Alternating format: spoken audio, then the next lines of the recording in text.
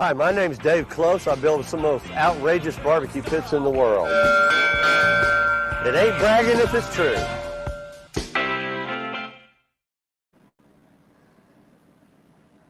Well, that was short. Quick intro. Hey everybody, it's Carla from Living a Rogue's Life. If you're out there and you're online, if you were able to connect, give me a thumbs up or a like or a comment so that I know that we've got somebody on here with us. So first time we're using StreamYard to video, and we got David Klose and myself in our kitchen. That's right. During this virus, it's something to do here at the house. It's a new toy to play with so we can get information out and communicate with people. Hey guys, welcome. Glad you're with us. You got plans for Father's Day? I'm going to be making dragon eggs later out on the smoker if it doesn't rain. So a dragon egg is actually like a jalapeno pepper stuffed with 2 different cheeses and then wrapped in a chicken breast, wrapped in bacon, and then smoked out on the grill. Guess that'd be a pepper duckin'. She's been growing a lot of peppers in the garden. We're getting some pretty good ones. She didn't plant any ghost peppers, though. I'm glad. A little too hot for me. Just at the house with the kids. Was it raining? You got good weather, or we got kids? It's Father's Day. Where else are you going to be? So we don't have kids, so that we know of, that he knows of. Well, I've been thinking about adopting. I've got my own, this blonde down the street. Ooh. Ooh. Ooh, you're so in trouble.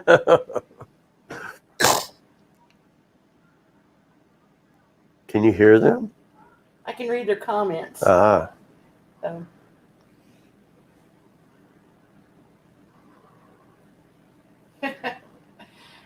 Yeah, we were going to film outside today in the backyard, but we're overcast right now, and I didn't want to set up all the cameras and the gear and have it start raining on us.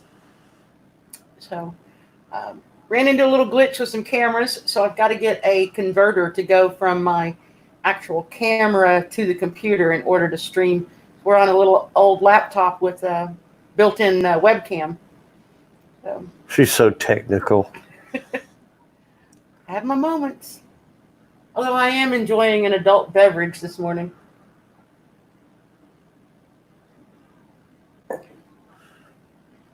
So what are you going to do about canning the green beans? It'll be pressure canned. So I'm not doing it today. No, I know that, but you're going to get out with some of the people out in the growing neighborhood, find out where we can get a good supply of green beans? I am. So guess what is it you do for a living? And are you coming from David's channel on Barbecue Pits by Klose, or are you coming from Living a Rogue Life with the homesteading?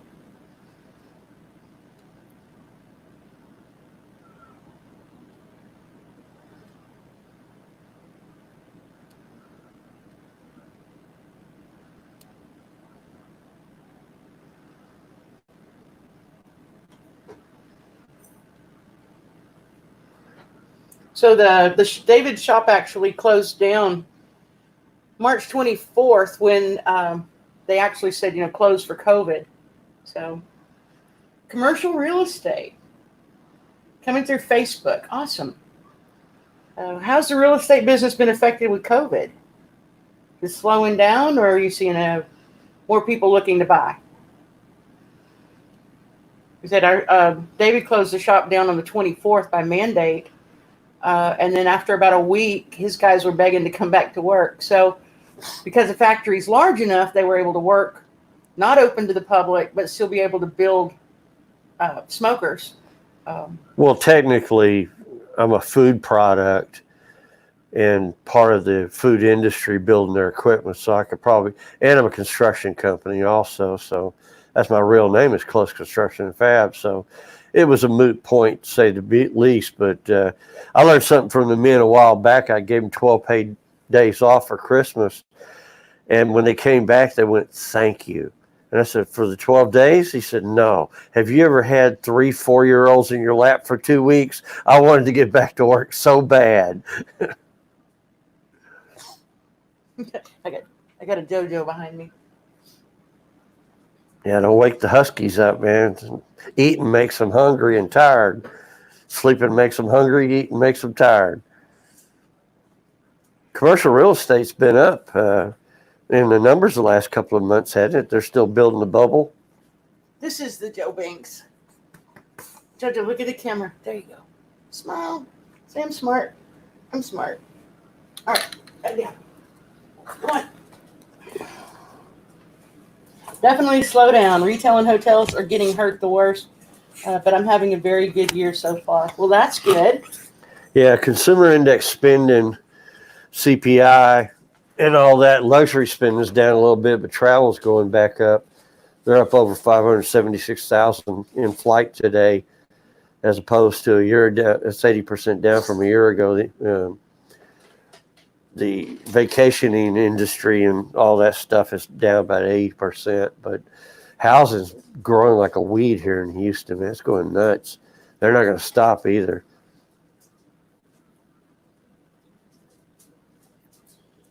So what are you cooking today?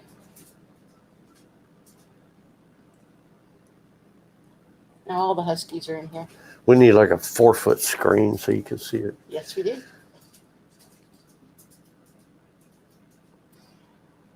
Gus says he's been working at the house and actually works. It works just fine. Yeah, I've been working at the house. I didn't go back to the shop yet. I'll be going back probably next month. But I've really enjoyed being home. I do a lot of gardening, so for me, it works to be able to go online. Not sure yet. Going to HEB. I heard Costco's holding a lot of good food. For some reason, Randall's and Albertsons that owns them have a good buyer too. They've been stocked up pretty well. We've seen Kroger and Restaurant Depot and things like that running out and not restocking full. So caterers are having a hell of a time. Buddies of mine would do 4 cases of ribs a day and they could only buy 1. So it's hurt the catering industry a little bit also. Supply chain interruptions.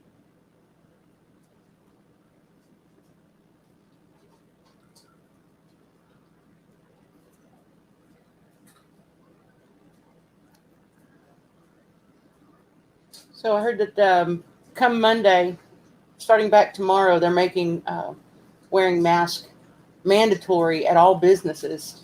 So it's no shoes, no shirt, no mask, no service.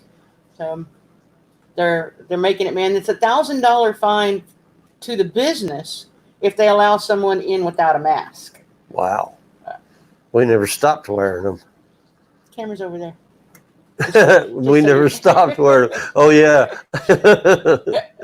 I know it's hard with the large. I put the large screen so that I could actually read the comments. Sure.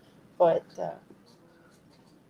no, your camera's in the laptop. camera, yeah, because I don't have the converter for the camera to the Right. laptop yet.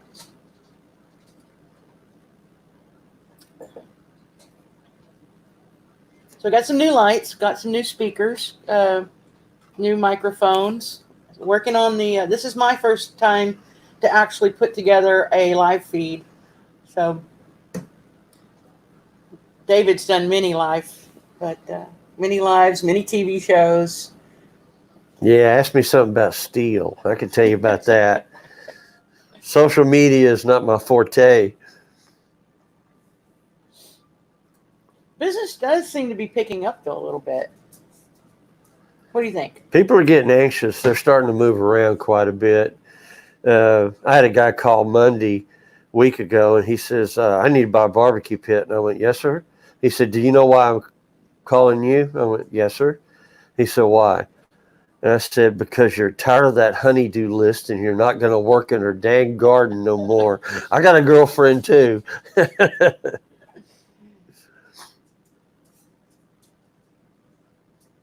Twofold Hyundai 1988. I'm not sure I even said that right. Ever think of building a gravity-fed smoker or a pellet cooker? Or would that be sacrilegious? Well, you know, I had the machine 10 years before Traeger got into it. Yeah, the pellet cookers were actually, you know, people were getting into that after Traeger got into it. And they said, oh, Dave, check it out, new technology. And I said, do me a favor when you get home, type 2 words into the internet, corn stove. and look at those 300-year-old designs for heating up the cabin with deer corn. Using real wood pellets would be pretty expensive. They use a alder sawdust out of Oregon with a glue binder. If you had to use some solid wood pellets all night, it could get pretty expensive. I've tried them. It didn't have the flavor that I was looking for. There's something about the tannin off the woods and the wood cure on the meats that sweats the enzyme protein sugars to the surface of the meat and gives it that rare pop that these ovens and stuff just won't simulate, So yeah, that would be sacrilegious because we're true to the older style, the good wood smoke, the flavor, and you're not going to get flavor from pellets. So we'll leave that to the other guys. Dustin Howard, hey, he says, hi, David. Hey, man. What are you up to today, Dustin? Did you get those pictures I sent you yesterday of your unit? Boy, that don't sound very good, does it? This is a smoker. Oh, man, what you do in the office, I never want to know. Yeah.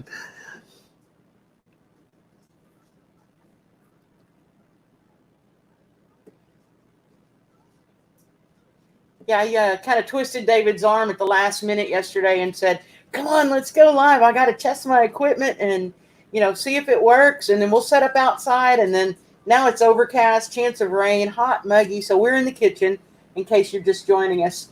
And basically just wanted to say hi to everybody who can't get out and about and let them know that Dustin says, yeah, he said, I can't wait to get it here.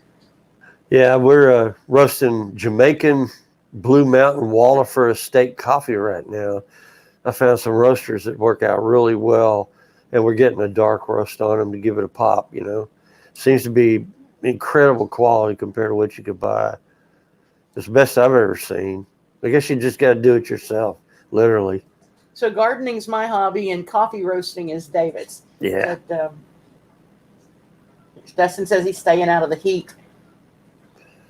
Don't blame you. It ain't got hot yet. I think it's going to get a little bit hotter this year. I mean, it's only June, and we're seeing, July and August temperatures. Did you see where at the top of Canada it was 98 degrees in Caribou? Jesus. I think the Earth's spinning down toward the south or something like that coming off the elliptical. They got a manned Mars. Father's Day. They got a manned Mars mission in 24. That should be interesting. What's up, Dan? Best coffee in the world. Love Jamaica Blue Mountain. That's my favorite too. And then David got actually got the pea berries from Jamaica and brought them in and roasted them himself. So what's funny is while the pea berries are expensive, what you don't realize is so much per pound, probably about the same as roasted coffee you can buy here. But once you roast it, it expands. So you're actually getting 2 or 3 times more coffee once you've roasted it yourself. Well, controlling the roasting is what it's really about because your biochemical and biorhythms and all change from week to week, and your chemistry changes. So that gives you a chance to play with the acidity and the flavor, and maybe even add things, mix them together.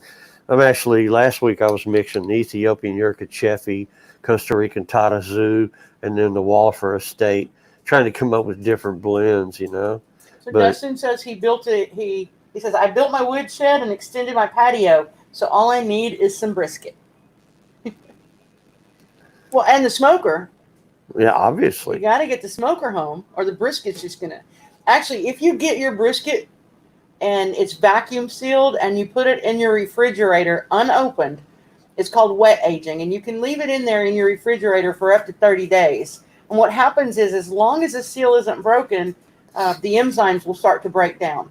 And when you do get ready to cook it, once you open it, you're going to have kind of a rancid smell.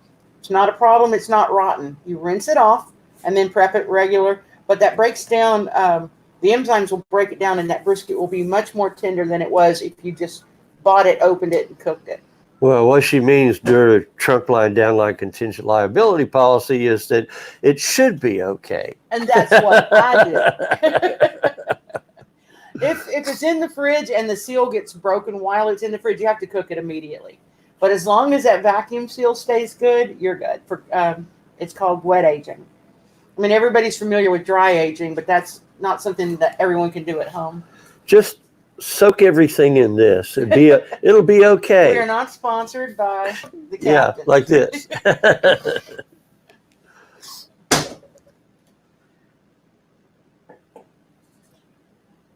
Anybody out there got questions about smokers, barbecues, grills, COVID, planting, gardens? Good to know. It's been 10 years since I've been to Jamaica, but what a wonderful vacation spot. Great food, coffee, scuba, rum, and loaded in atmosphere. I've never been to Jamaica. And the cheapest mahogany in the world. We hit Trelawney Beach and Ocho. Years later, we were going to go back, but that's when the Kingston riots started, and it got kind of sporty. I know Sly Stone had a house there. You could have bought it for $20,000. I imagine they're back way up now, but back then everybody was kind of getting a little, kind of like Kent State and City College riots way back in the 60s. You know, LA fell on that one for quite a while. But the building and development here is just going nuts in Houston. They're using every square foot, taking down all these old frame houses and putting up these big $500,000, $1.5 million houses. Of course, the property value is going to rocket. Am I leaning? Not afraid. There you go. Much better. There you are. Caffeine was pulling me to the left. Or that or the rum bottle. Yeah, it's hard to get used to that little bitty camera up there when we're used to looking at the bigger ones. You know, like a 55-inch big screen you could plug this into. It's coming. Yeah. I am working on setting up a studio, slowly getting the gear, and I'm thinking I've got a utility trailer that I used to use when I was running offshore fishing, and the back of it is converted into, like, you open double doors, and the back of it has a tiki bar set up. And you plug in your blender, and but inside, it used to store all of the rod and reels. When I stopped doing offshore charters, I converted it over and put a little mattress in there and made it like a little camper so I could go to my brother's. My brother and his wife did their vow renewal out at the Renaissance Fair. And so we took it out there to sleep in and camp. Well, now I think I'm going to turn it into my YouTube studio. That way I don't have to keep moving and setting up lights and tripods. So that's kind of where we're going. And then we'd like to start doing, a live feed maybe once a week. I want to do live reviews. You got your smoker. What's it like? Do you like it? Let's go live. Let's talk about it. Let's see what kind of feedback we get. Do this more in real time since more and more people are not getting out. This is just a really great way to still connect with everybody. And after the live feeds, we can have probably a virtual live poker game. I'll be the bank and deal. I'm sure you'll come out fine. Well, you ready to get those deck of cards and some chips? Just make some noise. You got an ace. It's the Klose Online Casino. Welcome. Yeah, right. Ready to play? Spin the wheel. Why not? Everybody wins. Everybody wins. Satellite poker, Orbit Gin. The old George Jetson. Yeah. Yeah, we started canning a lot now, and got a 30-quart sealer coming. Quality of the food is so much better than, we slaughtered a few years ago, cow and a pig, and what a difference. Back then we were slaughtered, wrapped, and delivered for $2.50 a pound. And of course, you have to have 4 freezers, but pork in one, beef in one, drinks in one, food in the other. Hey, Destin wants to know, are you going to be doing some podcasts or more cooking videos on your YouTube channel? I am. It's just a matter of time right now with Carla at home. That added a nice 66 hours a week to my schedule. So yeah, he took over my job. So yeah. I was doing the 66. Now he is. Plus catching up when I get home. So about 7/16. On Sundays, I deliver the pits around Texas. So it's I thought I got rid of that manual labor guy. He's back. But it's good to have hands on again and not just be in the bidding and purchasing and all that stuff. Well, when I was staying at the shop and David was doing working from the home office, the one thing that I noticed was that the customers, the clients that come in, they want to talk to David. They want to see David. And even though I've been doing barbecue for 20 years, they're looking for the name behind the product, and it makes total sense. So, well, I don't know why they'd want to talk to a third grade educated person. That was the worst 11 years of my life. Third grade. I looked over at the guy next to me in class. I said, "Grandpa, I'm quitting." Look, I said, "You're funny. You from Arkansas? You should run." Well, that'd be a bad idea. Anybody got about $400 million I could borrow?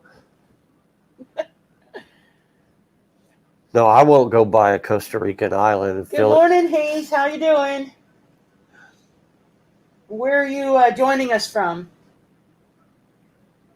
And happy Father's Day. What's his last name? Becker? Boddicker? Yeah, I think I've seen his I emails. apologize. I'm terrible at pronouncing names, but yeah. So if you're just joining us, Dave and I are just hanging out in the kitchen, Roasted coffee. Thinking about coffee, drinking rum. barbecuing something in a little while. We're doing dragon eggs. We'll be doing dragon eggs. Oh. Busy as always. He's in North Dakota. Wow. So I guess you're not suffering through our 98-degree weather up there. Well, they might be. Or unseasonably warm? Is it? I don't know. Is it, Heath? Tell us. How warm is it?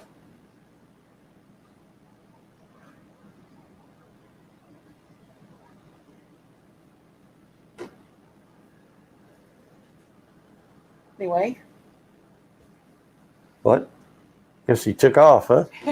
That takes a minute. There's a time delay, apparently, from the time you speak until they type, and then it pops in. Yeah, we'll figure this stuff out. Hey, this is live from David's YouTube channel, which is Close Pits, and also live on my new YouTube channel, which is Living a Rogue Life.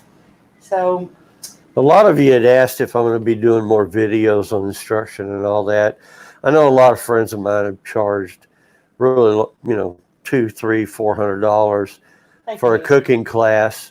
And I'm going to probably go through the entire gambit of things in a 10 or 12 part series.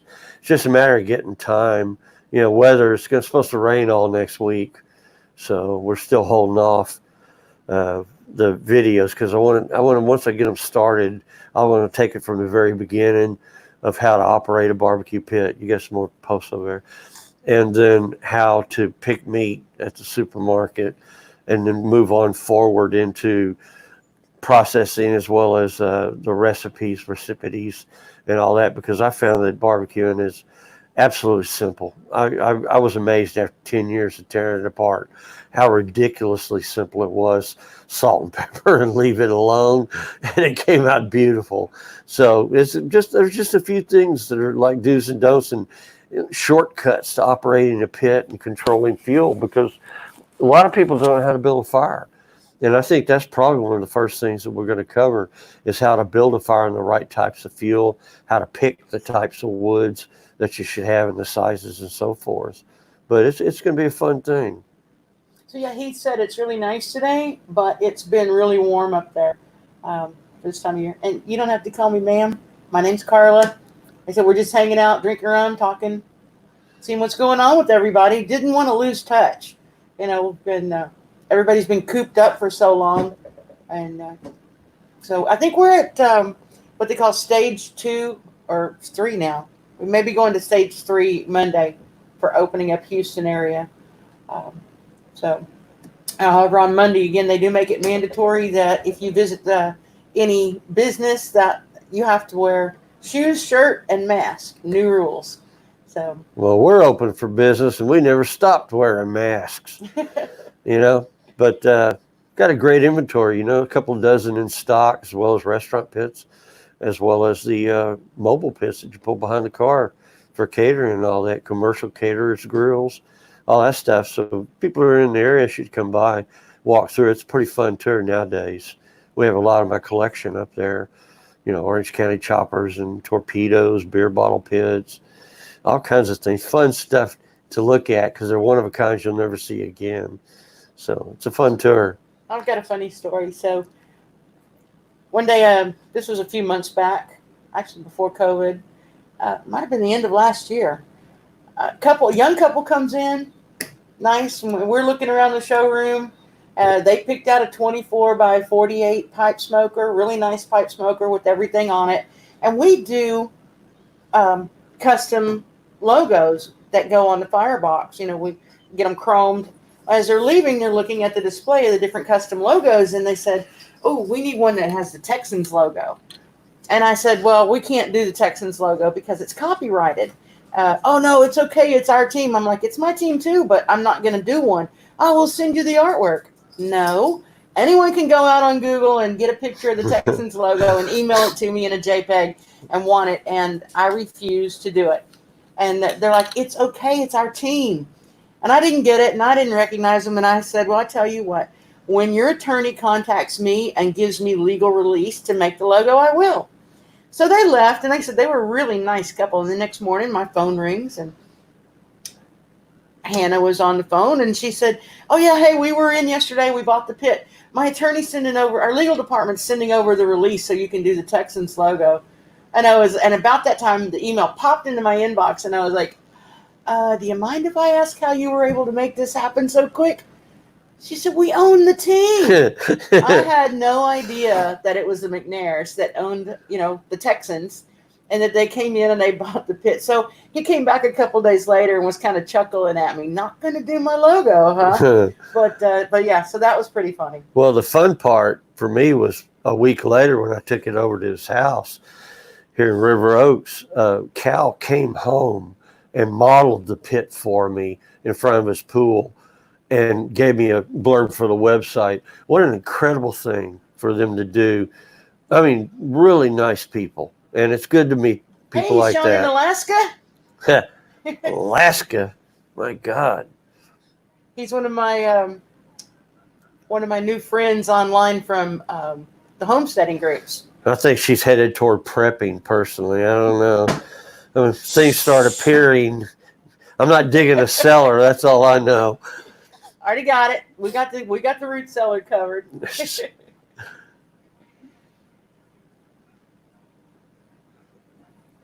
Sean, are you sending me salmon?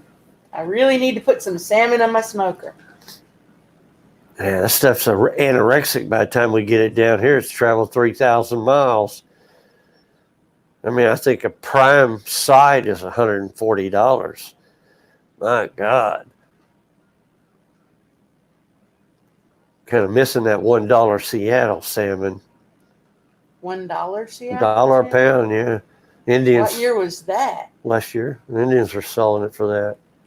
So yeah, so when I was living up in the Seattle area, I would go up north, actually to the Forks area, and then the Indians were able to go in actually pretty much any time, but when the salmon were running, they could go in before the season actually opened, and then they could net, whereas everyone else had to actually fish. Smoke some carp. I'm gonna have to pass on that. No. I don't know. Tilapia makes a pretty good meal. Tilapia is not carp, is it? Well, I'm sure there's some kinds of carp that are probably pretty good. I don't know. I just think down here, I'm thinking about, the carp in the lakes. And we used to catch them in a bio and trade them for cigarettes. I caught a duck on a fishing line once. So I was at this place where you rent these little cabins, and they're built right along the water edge, and you fish from the dock. And we were fishing from the dock and wasn't catching anything. And there were ducks that the people that owned the place actually fed their ducks. And, they're just like, they're mallard green. And I'm out there fishing, and all of a sudden my line goes, zzz, and it starts running, and I look, and the duck has my bait, and he's flying away. And the hook is in his bill. I had to cut the line, and then I had to go up to the front office and tell the lady, "I just caught one of your ducks." And So she had to go feed them so the duck would come in so she could catch it and get the hook out of it. But yeah, pretty funny. We got some chickens, started raising them, and the big husky managed to dig under before we could cement it up and grabbed one of them chickens and ate it. And of course, once you've had chicken a la Huff, you don't want anything else. His appetite was ruined for weeks. So what we had to do, he'd just lay in front of the cage all day long whining. So what we did is we would give him, the first one, we give him an egg that we glued feathers to. And then we weaned him off the feathers, and she gives him one egg a night now. And that seems to placate the little egger. Yeah, so what's funny is like I'll be online on the computer on YouTube or something, and then when it gets sundown, it's probably about 8:15 when the chickens will actually get back in the coop, and I don't have an automatic door, so about 8:15 I have to go in or go out. Well, now my husky tank, he will come and he'll be like, oh, he starts nudging me. It's 8:15. You got to put the chickens away, and he won't stop until I actually go out, close the hood, and then give him an egg. Smoking buffalo and red horse carp here. Wow. Tastes like smoked pork chops. Buffalo's nice. I did a buffalo brisket Like buffalo once. or buffalo carp? Yeah, right. I'm talking about buffalo. Yeah, no, I know, but it says buffalo and red horse carp. Yeah. Are those both fish? Yeah. I've heard of a buffalo carp. You know what? I'll try anything twice, just to make sure I got it right the first time. Try not to set my opinion. I ate pickled eggs the other day for the first time. That was kind of difficult. Needs bourbon. Well, it's a texture of a boiled egg that I just don't like. I mean, I can eat eggs, but something about the texture and deviled eggs, that's fine. That's half boiled. But there's something about biting into a boiled egg I just can't get behind. And the flavor was good. I actually got the recipe from Jennifer at Stiver's Homestead. And, the flavor was really good. It was spicy. But, not the texture for me. One of my customers up north Buffalo carp. was doing a double water bath in the smoker with ice and everything, making smoked truffles. And I went, if we added a reduction rum sauce to that, a smoked chocolate truffle and reduction rum sauce, that sounds pretty dang good, man. I'm laughing. Sean says he was living in Houston when they built the stadium and they played the Cowgirls in preseason. Dallas Cowgirls. Oh, yeah. Not the girls. Yeah. Well, when you say Dallas Cowgirls, David thinks of cheerleaders because he's had lots of different barbecue competitions where they have actually been there with him at his booth and in the kiddie pools and. Yeah, we'll use the Budweiser girls and the Miller Lite girls and things. It's a horrible responsibility. Miss America. Yeah. Wasn't that who it was, or was it? Yeah. Rhonda Morrison, yeah. Miss Universe. Do you smoke fish in the same pit as everything else? Never done it. Flavor the pit. I always put an aluminum foil like boat, just raise the four sides on it. You don't want that fish oil in the smoker because it's a skillet. The smokers are basically like a Griswold skillet. And if you treat them as such, they're going to produce better food every single time you cook on them the rest of your life. Yeah, I don't let fish touch the grill. Yeah, I'll catch it. Racks. But, I'll show you a neat trick. We'll take the aluminum foil and catch these slot bull redfish. They're about 10, 12 pounds. And we'll split them without, gut them and then split them without scaling them and lay them on the foil and put them in there with some butter and lemon wedges and things like that and smoke them at like 250 degrees for about 1.25 hours. Then we get a big platter and we'll take that. Well, those things will stick to the aluminum foil and we'll turn it upside down on that pattern and just pop it. And all the meat comes off and the bones, skin, and the scales will stick to the aluminum foil. Sean said they had a dirty job, but somebody has to do it, right? I'm sure. Oh, you talking about you and the Cowgirls? Got it. Yeah. I've had offers, lots of help. A lot of people want to go with me to help, I'm sure. Yeah, we actually have gotten out of doing the barbecue competitions. It's amazing being the celebrity that David has become from doing barbecue. People expect you to be the party, and and while we can party, it gets when they just come by and they're like, "Got any free alcohol? Got to go, thank you. Free food? Got to go, thank you." It's like, we want people who are going to hang out with us and be interested in what we're doing, and so it's just not the same. The bigger you get, the more expensive it gets, and the more people expect you to. Well, the old saying, out there. to remember is, a 10-year-old can eat his weight and a grown man can drink his weight. I've seen them burn through some stuff. Some of my guys, I had to kind of slow them down. I said, if you're going to drink like a fish, you need to get off the $100 a bottle stuff and get back on the Ripple. Well, now you have been a little Tony on some wine in the past, if I remember right. Oh, I used to drink a 63 Dow port when it was $22 a bottle. No, I'm thinking something that was gifted to $1,400 a bottle. Well, Pisa Gazio out in Napa came down and bought a trailer pit, and we went to the meat market, and he had a 250-year-old Italian recipe, Sicilian recipe for the sausage. So what he did was pork and beef, but instead of water, he used 10 $100 bottles of white wine. That was some good sausage. But when he left me 4 cases of wine. And I'm sitting there just banging this away for 6 months, 7 months. And I had a vineyard guy from Austria come in and was staying here at the house. And I was on the last bottle, just drinking it straight from the bottle about 2 o'clock in the morning. And he looked at me and said, "Do you mind if I ask you something personal?" I said, "Sure, what's that?" He said, "Don't you think that's a little Tony, what you're drinking there?" I said, "What do you mean? I mean, it's $15 a bottle, right?" He went, $7.50. I went, "Nah, it's $20, right?" He went, "It's $7.50 a bottle." And I called $750. I called Sagazio up Monday morning.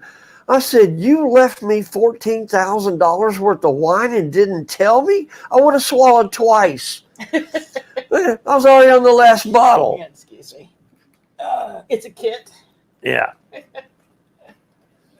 But John Best and Mondavi's partner, they held a copia out there where Frank Boyer, that founded the California Barbecue Association and ran it for 20, 30 years. He was out there cooking hogs with Julia Child, and then he found out that his best friends were Frank Coppola and Steven Spielberg. And Frank, I believe, it came out and unveiled his first wine, and I heard it beat the $1,000 a bottle, and it was like $20 a bottle. But apparently he can afford to buy the really best grapes.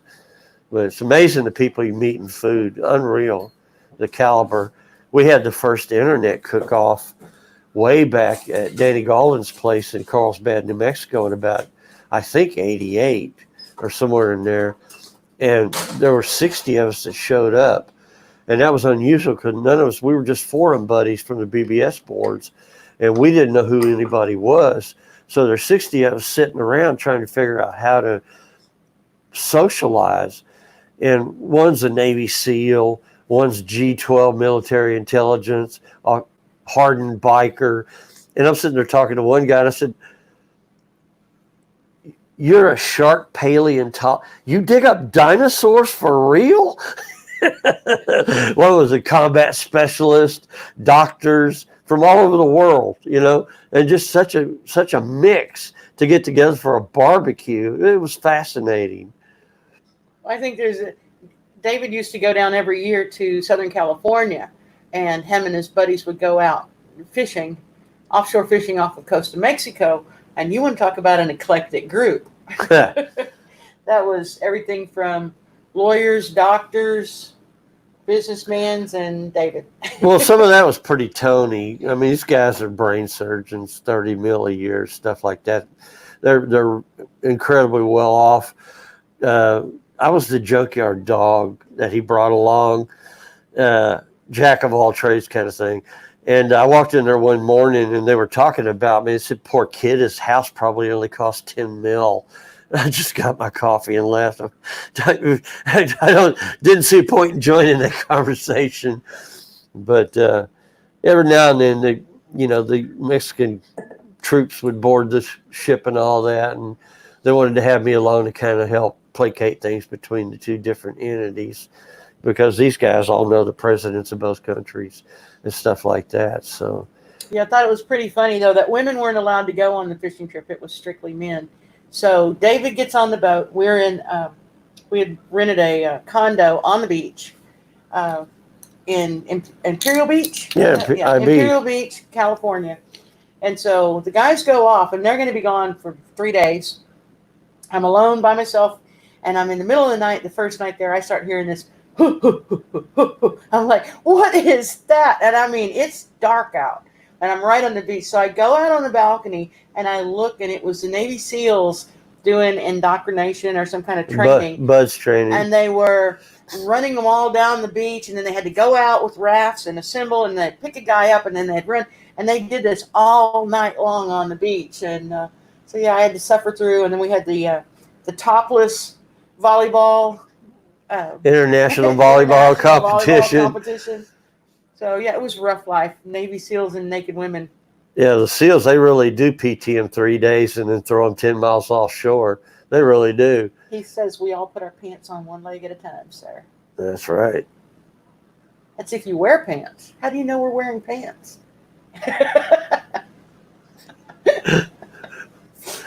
Assumption. Sorry, had to go there. Yeah, we drink at the Navy SEAL bar over there, and I'm gonna tell you something. Anybody that go in there to start a fight's an idiot, because you never felt that safe in your life when you got 12, 15 SEALs around you. You know, you're in good hands. Except when all of the Navy SEALs are somewhere else, and you go to the bar and it's nothing but Navy SEAL wives, and they're aggressive, and they're lonely, and they're bored, and they are aggressive. They're aggressive enough that the SEALs have a saying: "You touch my wife, I'll take your life." Yeah, that's a well-known saying over there. California's still coming on though and cooking. They've won a lot of championships. I was surprised when they won whole hog at Jack Daniels the first time. And a Californicator winning whole hog in Tennessee, my God! But they have an open mind. You know, they're not scared to try new things. I think the competitions have come a long way in 30 years. All right, Heath, we are wearing pants. Yeah. Just FYI. Yeah. Yeah, we're trying to behave. I mean, we're staying home, doing our thing, trying to get out and meet some people socially, figure out, it's just, this city, there's really 8.5 million people here in Houston, not 2 that the sign says. So you have to plan your day to do a round robin when you leave in the morning. Used to, you could go out from 10 a.m. to about 11:32. After that, you were sitting in traffic, but it's gotten bad now. The traffic's starting to pick back up again as people start milling around again. But we're still having a little short supply on meats and things like that, interruption in supply chain for products. So I've been buying for about 3 years, kind of getting ready. I knew something was coming, but didn't know what exactly. But well, the funny thing is that I used to garden a lot, and then in the past couple of years, I actually just kind of gave it up. Well, actually, after Hurricane Harvey, to put a tree down across the house, across the greenhouse that I had in my growing area. We had so many other things, the fence and the roof and the lights, I mean, the windows. We had so many other things that had to get fixed that the garden just wasn't priority. And then, so I guess it was probably September, October of last year, 2019, and I got the bug, and I'm like, okay, I'm going to seriously plant this year. I redid everything. I'm growing in containers simply because pests and animals and whatnot, but and plus it's easier to control, water consumption for the plants. But actually, it was perfect timing, because when the lockdown came and the grocery stores went out of everything, I already had my hens laying eggs. I already have vegetables. I have lettuce, tomatoes. My Brussels sprouts have been growing for almost a year. I can't wait. I don't know. First time I've ever grown them, so I don't know what they're supposed to be doing. Well, that tree, when it came down that year, the old man next door was about 84 years old, and it caught the corner of the eave of his house, part of the bedroom roof, the satellite dish. And the poor guy just sat in there. And a lot of neighbors got together and started repairing his roof and all that. And he was just sitting in there with his walker and a chair watching TV. But it said the same thing, no signal. Well, yeah, I went to check on him because the limb went through his roof into his bedroom. I went to check on him. I knocked on the door, no answer. And it's early in the morning. I mean, and it's still, the hurricane's still going. It's still nasty. It's raining, yeah. It's raining hard. And so after a few minutes, I see him movement through the window, and then he comes to the door, and he said, I said, "What? Are you okay?"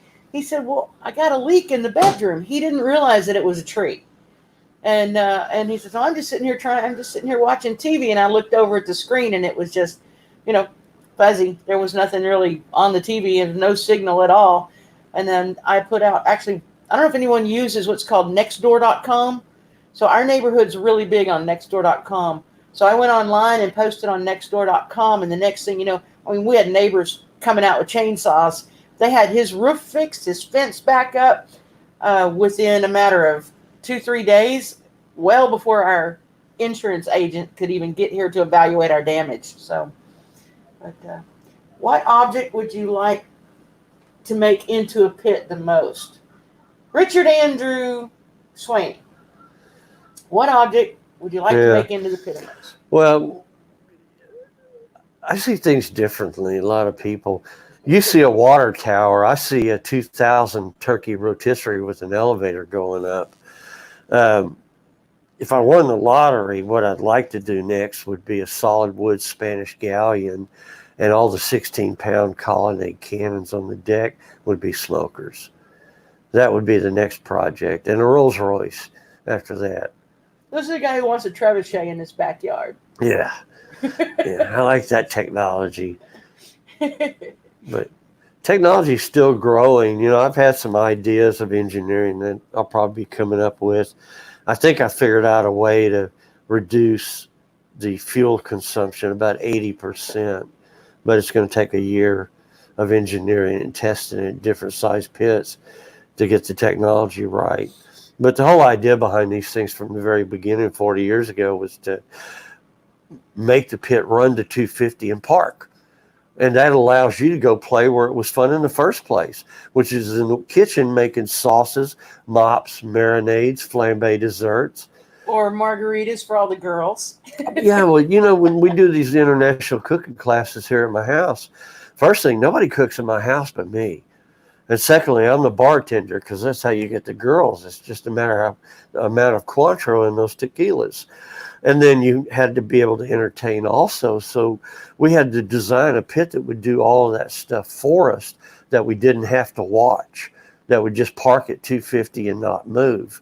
And that's what we've done, with the right fuel. And then we'll be covering that in the videos that we'll be doing coming up during the summer. I want to go through it in great detail of everything I've learned in 40 years and discuss all that stuff and show you shortcuts and ways to do things that are simple, because I did everything wrong. I made every mistake 200 times, trust me. And I'd like to get that on record with people that, after eventually even an idiot like me can get it right. No, I'm not casting aspersions.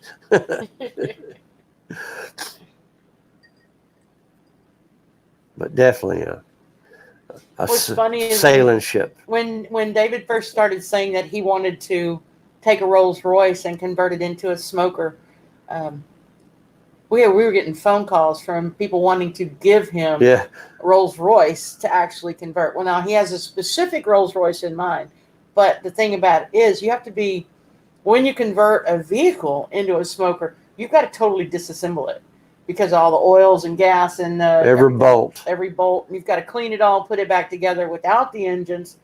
So, and fluids and transmissions, and you could be talking about $100,000 project plus 6 months. That's taking up an entire warehouse, and that's cost prohibitive at this point. We're getting ready to. I got a guy out in San Francisco that we're doing a mobile for now, and we dug up a Ferrari red paint job. The paint's over $3,000 alone. It's going to be gorgeous. It's probably one of the prettiest colors I've ever seen in my life. I spent 20 years looking for it, and it's just absolutely gorgeous. It pops. It's got the reducers, hardeners, emerald clear coats, and says he can't wait to see that. Special effects. Yeah, it's going to be. I'll shoot it a lot when it comes out because it's one of the prettiest paints. I took the sample a picture over to a guy way the hell over 20 miles away from here. He said, well, let's bring a sample and I can copy it from that. I took it over there and he said, well, no, I need that pit here. The picture of the pit. Where's that? I said, it's in Norway. I'll go get it. Wait right here. Idiot. Yeah. But that guy, Craig Whitson in Norway, was the meat dealer for the entire government of Norway and puts on cooking schools over there. Well, he had problem peeling, because he kept his fires hot. So when I built his pit and painted it with that paint, I had an old piece of 3/4 inch stainless that was about probably 6 by 12 feet long that I'd used as a road for 35 years. I think I paid $100 for it back then. And, God knows what it was worth now, $20,000. And I actually made him a 3/4 inch solid stainless firebox and just charged him what I felt was fair for the labor. And I said, please, for God's sakes, don't tell anybody what you paid for this because I can't duplicate this. If I had to buy that stainless today, it'd be $40,000 a sheet. God knows. But it was a really beautiful pit.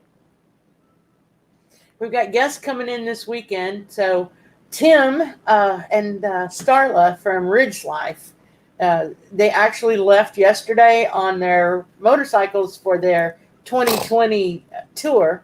And we're hoping to see them on Thursday. Now, I've been watching it for an update on his webpage, but haven't seen anything yet as far as how far they made it. He was going to go live when they left Tennessee and they crossed the border, but I don't know. I haven't seen anything yet. So hopefully they're making good time. Well, the roads, I was on the road 11 years delivering pits all over America. And let me tell you something, you can't count or plan anything because it just pops up out of nowhere, You never know where you're going to be or what you're going to be doing. If you take advantage to see the sights, it's probably I saved America for last. It's one of the most amazing countries in diversity. Everything from, I think in Hawaii, you can snow ski into 80-degree surf. Where else in the world could you do that? I don't know about that one. Oh, yeah. All right, guys. Well, we've been live now for almost an hour. Have we? Wow. Well, it says 52 minutes. So we got 3 people in here with us right now. We appreciate you showing up. And if you enjoyed it, please remember to give us a thumbs up, subscribe to the channel, follow us. We will be doing more lives. We will be getting better. And if you want to email us, David@bbqpits.com or Carla@bbqpits.com with any additional questions or topics you want us to cover, please, let us know. We're keeping it casual and just trying to answer all your questions.